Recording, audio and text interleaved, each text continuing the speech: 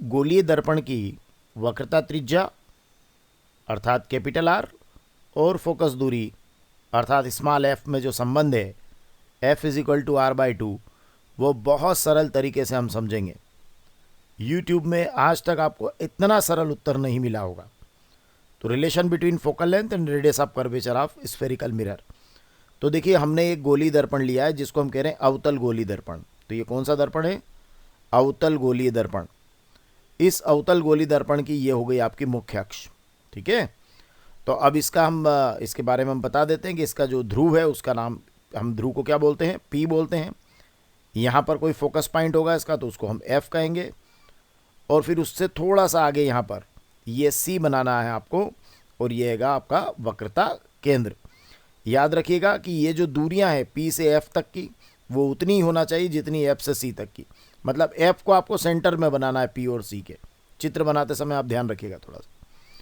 तो अब आपके पास में क्या हो गया कि ये आपका अवतल गोली दर्पण हो गया, है ना। ये पी ध्रुव हो गया, एफ फोकस हो गया, सी वक्रता केंद्र हो गया, और ये जो लाइन है ना पी एफ सी को मिलाने वाली, मतलब ये जो पी के पूरी रेखा आपको दिखाई दे रही है और भी इससे आगे तक ये जाएगी, ये है आपकी मुख्य अक्ष। तो जो नामांकन है वो हम देख लेते हैं कि एक अवतल गोली दर्पण है जिसमें पी ध्रुव है, एफ फोकस है, सी वक्रता केंद्र है, और पी के आपकी हो गई मुख्य अक्ष। अब देखिए आपको संबंध लाना है वक्रता त्रिज्या और फोकस दूरी में, मतलब आपको एफ का संबंध बनाना है। तो एफ का संबंध बनाने के लिए जरूरी है कि आप एक प्रकाश की किरण को मुख्य अक्ष के समांतर लाएं और एफ से निकाल दें। तो बस उतना ही करना है इस प्रश्न में, इसके अलावा कुछ भी नहीं करना है। तो आप एक प्रकाश की किरण को मुख्य अक्ष के समांतर लाइए। देखिए मुख्य अक्ष आपकी पी के थी, इसके समांतर आप एक प्रकाश की किरण को लाए जिसका नाम है ए बी। अब आपको मालूम है कि जो प्रकाश की किरण मुख्य अक्ष के समांतर आती है वो अवतल दर्पण में क्या होता है, फोकस से होकर गुजर जाती है। तो इसको फोकस से होकर आप गुजार दीजिए। तो ये ए बी मुख्य अक्ष के समांतर आने वाली एक प्रकाश की किरण है जो अवतल दर्पण से परावर्तन के बाद फोकस से होकर गुजर जाएगी और यह चली जाएगी बीडी मार्ग पर। तो ये आपकी चली गई बीडी मार्ग पर चली गई। और अब आपने जितना आपने किया है उसको हमें लिखना है। केवल एक छोटी सी चीज़ और बढ़ा दीजिएगा, क्योंकि देखिए फोकस तो शामिल हो गया पर सी शामिल नहीं हुआ है। तो सी से आप बी को मिला दीजिए, ये आपकी रचना हो गई। तो सी बी को मिलाया आपकी रचना हो जाएगी। तो अभी तक क्या किया आपने कि ए बी जो है वो आपकी आपतित किरण हो गई और बी डी आपकी हो गई परावर्तित किरण, ठीक है। तो ये आपतित किरण और ये परावर्तित किरण, ठीक है। कहाँ से होकर जाएगी? ये फोकस से। रचना में क्या करना है आपको? सी बी को मिलाना है। अच्छा, मिलाने का कारण क्या है?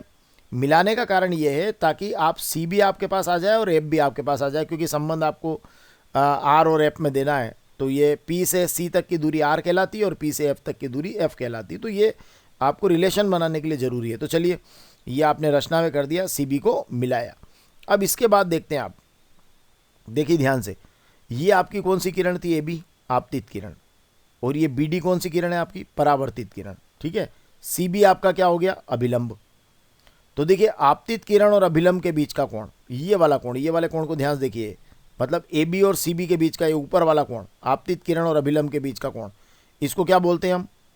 आपतित किरण और अभिलंब के बीच का कोण कहलाता है आपतन कोण। तो ये हो गया आपका आपतन कोण। अब परावर्तित किरण कौन सी है? तो ये बी डी परावर्तित किरण है, और ये हो सी बी आपका अभिलंब है। तो यहां से जो कोण बनेगा ये बनेगा परावर्तन कोण। तो परावर्तित किरण और अभिलंब के बीच का कोण परावर्तन कोण। देखिए कोण तो अभिलंब से ही बनते हैं, ध्यान रखना।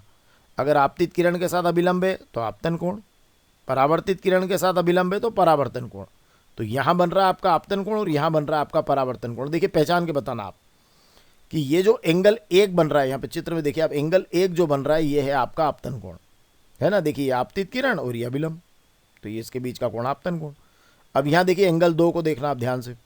तो जो एंगल दो बन रहा है वो यहाँ बन रहा है। देखिए कहाँ बन रहा है? ये यहाँ बन रहा है। देखिए ये एंगल दो, तो ये परावर्तित किरण और ये अभिलंब, तो ये परावर्तन कोण। और आपको पता है कि आपतन कोण का मान सदैव परावर्तन कोण के मान के बराबर होता है। ये आपका परावर्तन का एक नियम है। तो यहाँ से आप लिखेंगे कोण एक बराबर कोण दो। देखिए कोण एक बराबर कोण दो, क्योंकि आपतन कोण किसके बराबर हो गया? परावर्तन कोण के बराबर हो गया, ठीक है। अब मुझे बताइए, एक और मेरा प्रश्न है कि ये जो कोण एक है ये यहाँ किसी और कोण के बराबर है क्या? ध्यान से बताइए, ये कोण एक किसी और कोण के बराबर है क्या यहाँ आसपास कहीं? तो आपको ये दिखाई देगा कि ये कोण एक इस यहाँ इस जगह वाले एक कोण के बराबर है। देखिए किस कोण के? इस कोण 3 के बराबर है। ये यहाँ देखिए 3 के बराबर है ये। क्यों बराबर है? क्योंकि ये एकांतर कोण बन रहे हैं, क्योंकि ये दो समांतर रेखाएं हैं और ये तिर्यक छेदी रेखा है। तो दो समांतर रेखाओं को जब एक तिर्यक छेदी रेखा प्रतिच्छेद करती है तो उनके एकांतर खंडों में बने कोण बराबर होते हैं। तो वो लंबी चौड़ी लाइन नहीं लिखना है यहाँ पे आपको केवल ये लिखना है एकांतर कोण है। तो कोण 1 किसके बराबर हो गया? कोण 3 के बराबर हो गया। और कारण लिख दीजिएगा आप कि ये क्या है? एकांतर कोण है। तो कोण 1 बराबर कोण 3, ये हो गया एकांतर कोण। तो सबसे पहले क्या करना है, यहाँ पे 1 को 2 के बराबर करना है, फिर 1 को 3 के बराबर करना है। तो फिर अपने आप ही क्या होगा, अगर इन दोनों समीकरणों को हम मिलाने की कोशिश करेंगे तो 2 और 3 बराबर हो जाएंगे। और हमारा लक्ष्य यही था, हम इस छोटे त्रिभुज के अंदर आना चाह रहे थे, तो हम आ गए। उसकी टेक्निक क्या है? पहले 1 को 2 के बराबर, फिर 1 को 3 के बराबर, तो 2 3 के बराबर हो जाएगा। तो समीकरण 1 और 2 से हो गया आपका, ये हो जाएगा आपका कोण 2 बराबर कोण 3। ये कोण 2 बराबर 3, ये देखिए 2 और 3 आपस में क्या हो गए? बराबर हो गए। अब यहाँ के बाद में एक बहुत इंपॉर्टेंट बात, 2 और 3 बराबर हो गए, मतलब अंदर के 2 कोण आपके बराबर हो गए।